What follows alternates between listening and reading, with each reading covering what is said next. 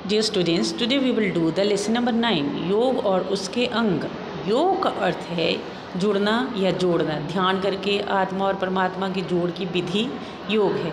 योग दर्शन के सूत्रकार महर्षि पतंजलि ने कहा है कि चित्तवृत्तियों को रोकने का नाम योग है। चित्त की सारी शक्तियों को बिखरने से रोककर एकाग्र करके एक काम, एक विषय या एक बिंदु पर लगा देना योग है। तो यहाँ पे ये बताया गया है कि योग का अर्थ क्या है, योग का मतलब क्या है। तो जब हम दो चीज़ों को जोड़ देते हैं या उससे जुड़ते हैं तो उसका नाम क्या है, योग है।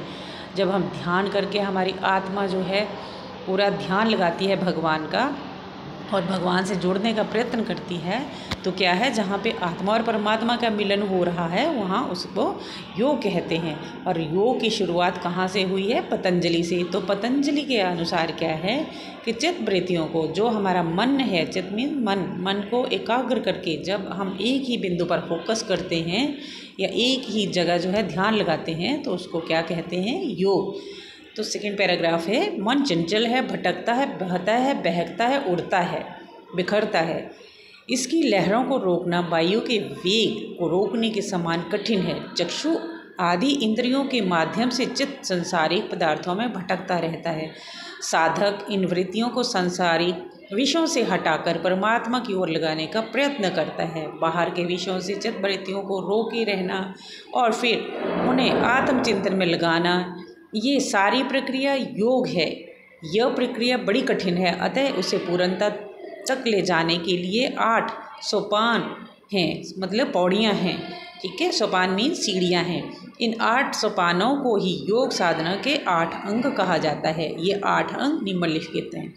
अब बोला है कि मन जो चंचल है हमारा, ये जो है हमारी जो इच्छाएं हैं उनके पीछे जो है भागता रहता है, भटकता रहता है, तो उसे रोकना जो है बहुत मुश्किल है। तो यहाँ पे जो है मन की जो किससे जो है तुलना की गई है, लहरों से की गई है, क्योंकि ये लहरों के समान जो है हमारी जो इच्छाएं हैं उनके पीछे जो है मन भागता है। ठीक है, तो इन लहरों को रोकना जो है बोला कि वायु के झोंकों के समान है। ठीक है, वायु के झोंकों को हम नहीं रोक सकते हैं, तो ऐसे ही इनको जो है बहुत मुश्किल है, जो हमारी इच्छाओं पे कंट्रोल करना है वो बहुत मुश्किल है। ठीक है, तो यहाँ पे क्या है कि इन्होंने कहा है कि इनको रोकने के लिए या अपना आत्मचिंतन करने के लिए जो है योग ने 8 नियम बनाए हैं। यहाँ पे जो है इन्होंने सोपान बोला है, सोपान का मतलब है सीढ़ियाँ। तो हमें 8 सीढ़ियाँ कैसे चढ़नी है, तो 8 सीढ़ियाँ कौन सी हैं, तो उसका है यम, नियम, आसन, प्राणायाम, प्रत्याहार, धारणा, ध्यान, समाधि। ठीक है, तो ये 8 जो हैं इनको जो है हमने इन 8 नियमों को जो है जो इस पे चलते हैं वो क्या है, वही योग है। ठीक है, जो इनको अपनी ज़िंदगी में अपना लेते हैं।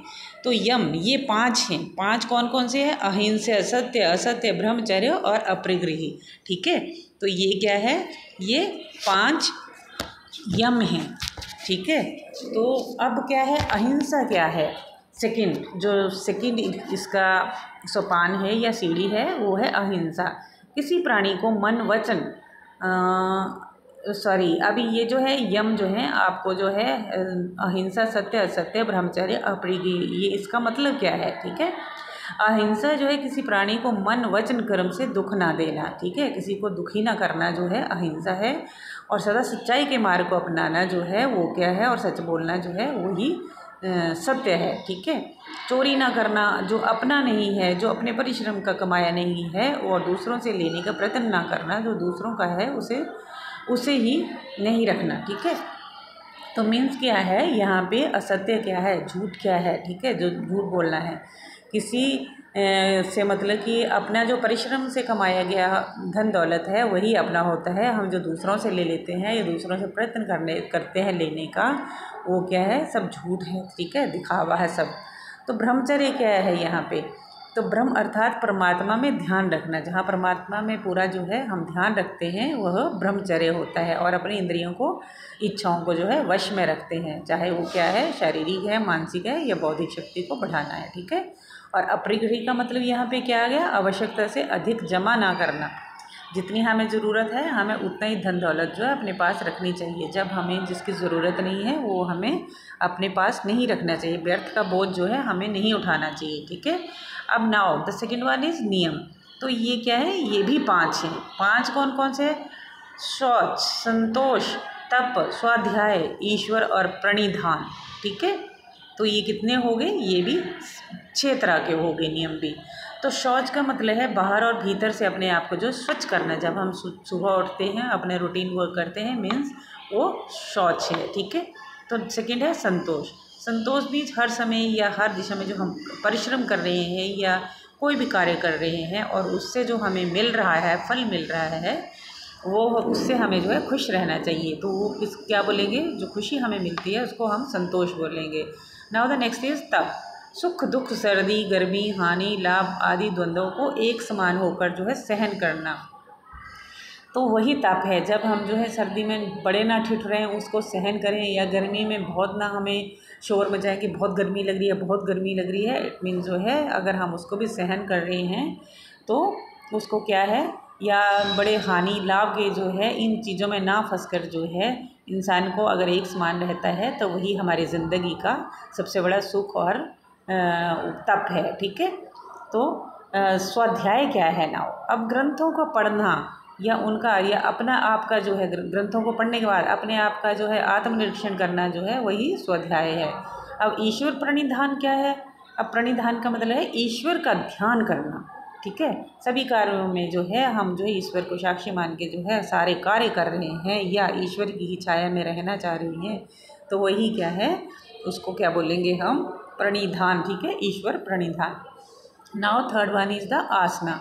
अब आसन क्या है? आसन में मीन्स जो हम आसन करते हैं उससे क्या है, चाहे वो आसन पद्मासन है, शवासन है या सुखासन है, कोई सा भी आसन है, तो इस अवस्था में जो हम बैठेंगे या स्वाध्याय करेंगे या साधना करेंगे कोई भी, तो हमें क्या है, शक्ति मिलती है। और आसन करने से जो है हमारा शरीर जो है शक्तिशाली बनता है। ठीक है, और ये जो शक्ति है हमारे पास शक्तिशाली होने का, ये बहुत समय तक जो है हमारी बॉडी को लचीलापन देती है, बनाए रखती है। ठीक है, नाउ नेक्स्ट इज प्राणायाम। प्राणायाम क्या है? एक रिदमिक एक्सरसाइज है। ठीक है, श्वास की गति को क्या करते हैं, हम अपने वश में रखते हैं।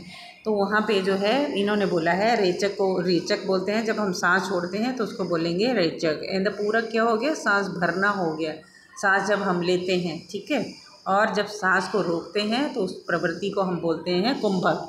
ठीक है, तो ये हो गए प्राणायाम। और now the next fifth one is प्रत्याहार। कान, त्वचा, आंख, रसना, नाक, इन इंद्रियों को बाहर से हटाकर अंदर ध्यान को आत्मा की ओर लाना।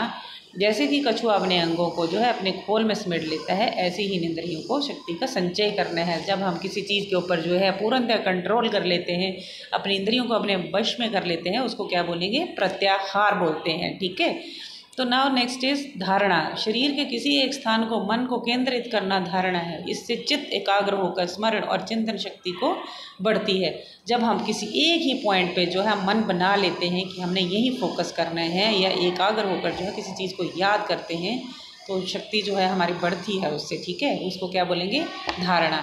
और ध्यान लगाना जो है किसी एक बिंदु पर जो है उसको जो है फोकस कर देते हैं, तो उसको क्या बोलेंगे? ध्यान बोलते हैं। ठीक है, और समाधि है नाउ एट्थ वानी। अब समाधि में क्या है? मन को आत्मा सहित परमात्मा में समा देना।